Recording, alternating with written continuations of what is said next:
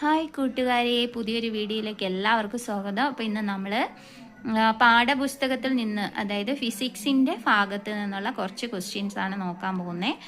അപ്പോൾ നമുക്ക് ദ്രവ്യവും പിണ്ഡവും എന്ന് പറയുന്ന ഭാഗത്ത് നിന്ന് കുറച്ച് ക്വസ്റ്റ്യൻസ് നോക്കാം.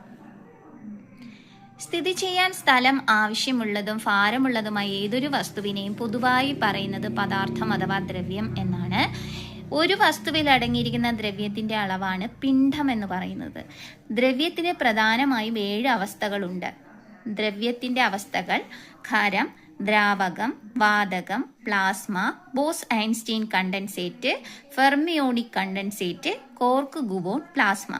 പദാർത്ഥം കാണപ്പെടുന്ന മറ്റ് അവസ്ഥകൾ: time crystal, excitonium, Rydberg polarons, Jahn Teller metal, quantum spin liquid glass.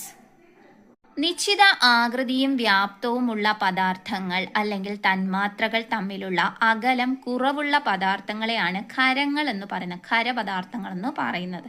അപ്പം നിശ്ചിത ആകൃതിയും വ്യാപ്തവുമുള്ള പദാർത്ഥങ്ങൾ അല്ലെങ്കിൽ തന്മാത്രകൾ തമ്മിലുള്ള അകലം കുറവുള്ള പദാർത്ഥങ്ങളെ നമുക്ക് ഖരപദാർത്ഥങ്ങൾ എന്ന് പറയാം. നിശ്ചിത ആകൃതി ഇല്ലാത്തതും ഏത് ആകൃതിയും ഉൾക്കൊള്ളുന്നതുമായ പദാർത്ഥങ്ങളെ ദ്രാവകങ്ങൾ എന്ന് വിളിക്കാം.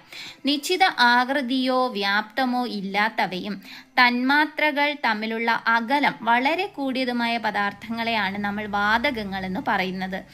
ദ്രവ്യത്തിന്റെ ഏറ്റവും ലഘുവായ അവസ്ഥയാണ് വാതകം. പ്രപഞ്ചത്തിൽ ദ്രവ്യം ഏറ്റവും കൂടുതൽ കാണപ്പെടുന്ന അവസ്ഥ പ്ലാസ്മ.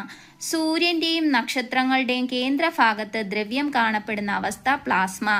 സൂര്യന്റെയും നക്ഷത്രങ്ങളുടെയും തിളക്കത്തിന് കാരണം പ്ലാസ്മ. തന്മാത്രകൾ ഏറ്റവും കൂടുതൽ ക്രമരഹിതമായി കാണപ്പെടുന്ന അവസ്ഥയാണ് പ്ലാസ്മ. വളരെ ഉയർന്ന ഊഷ്മാവിൽ ദ്രവ്യം എത്തിച്ചേരുന്ന അവസ്ഥ പ്ലാസ്മ.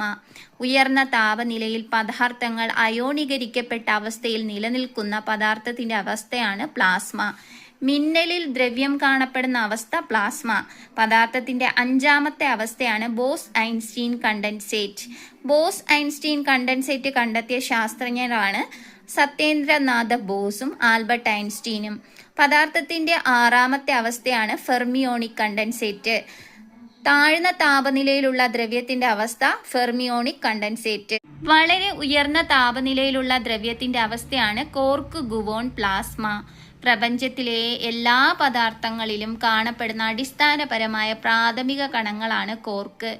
ഒരേ സമയം വൈദ്യുത ചാലകമായും വൈദ്യുത രോധിയായിട്ടും പ്രവർത്തിക്കുന്ന ദ്രവ്യത്തിന്റെ 9ാമത്തെ അവസ്ഥയാണ് ജാൻ ടെല്ലർ മെറ്റൽ. അപ്പോൾ പദാർത്ഥത്തിന്റെ 9ാമത്തെ അവസ്ഥ എന്ന് പറയുന്നത് Jahn Teller metal. University of എഡിൻബർഗിലെ ശാസ്ത്രജ്ഞർ കണ്ടെത്തിയ ദ്രവ്യത്തിന്റെ അവസ്ഥയാണ് chain metalled state. University of എഡിൻബർഗിലെ ശാസ്ത്രജ്ഞർ കണ്ടെത്തിയ ദ്രവ്യത്തിന്റെ അവസ്ഥയാണ് ചെയിൻ മെറ്റൽഡ് സ്റ്റേറ്റ്.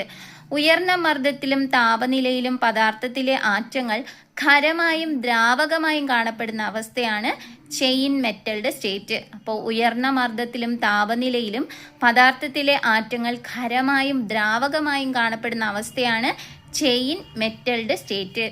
അപ്പോൾ ഇന്നത്തെ ക്ലാസ്സിൽ ഇത്രയേ ഉൾപ്പെടുത്തിയിട്ടുള്ളൂ. അപ്പോൾ ഇതിൻ്റെ ബാക്കി ഭാഗം നമ്മൾ മറ്റൊരു വീഡിയോ ആയിട്ട് ചെയ്യുന്നതായിരിക്കും. അപ്പോൾ ക്ലാസ്സുകൾ ഇഷ്ടമായെങ്കിൽ എല്ലാവരും സപ്പോർട്ട് ചെയ്യുക, സബ്സ്ക്രൈബ് ചെയ്യുക, കൂടെ വരുന്ന ബെല്ലൈക്കൺ ഒന്ന് എനേബിൾ ചെയ്ത് വയ്ക്കുക. അപ്പോൾ നമ്മൾ പുതുതായിട്ട് വീഡിയോ ഇടുമ്പോൾ നിങ്ങൾക്ക് നോട്ടിഫിക്കേഷൻ ലഭിക്കുന്നതാണ്. അപ്പോൾ ക്ലാസ്സുകൾ ഇഷ്ടമായെങ്കിൽ ലൈക്ക് ചെയ്യുക, ഷെയർ ചെയ്യുക. Okay, by.